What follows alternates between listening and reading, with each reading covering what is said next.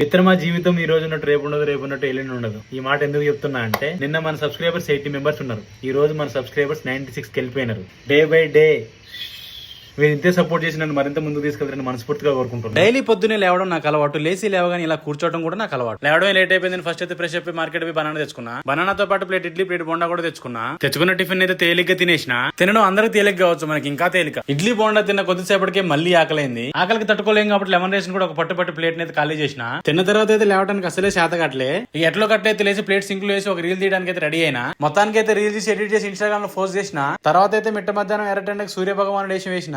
పర్లేదు, ఎండలు బాగానే స్టార్ట్ అయినాయి అప్పుడే. ఈ ఎర్రటెండకి అయితే టెరెక్స్ మీద కొద్దిసేపు అయితే తిరిగినా. మన ఫోన్ కెమెరాతో కూడా కొద్దిసేపు ఆడుకున్నా. మన ఫోన్ తో జూమ్ కొడితే ఎంత దూరం ఉన్న ఆబ్జెక్టివ్ అయినా సరే ఇలా వస్తుంది. ఇక చాలే అని కిందకి దిగుతూ ఈ విండో దగ్గర కొద్దిసేపు అయితే ఎచ్చులు కొట్టినా. కిందకి వచ్చి రావడంతో అయితే ఫస్ట్ అయితే రైస్ పెట్టేసిన. ఇక తర్వాత రైస్ ఉడికేదాకైతే గ్యాస్ దగ్గర ఇట్లా ఎచ్చులు కొట్టినా. రైస్ ఉడికిన తర్వాత మళ్ళీ ఒట్టి రైస్ ఏం తింటామని దాన్ని లెమన్ రైస్ చేసిన.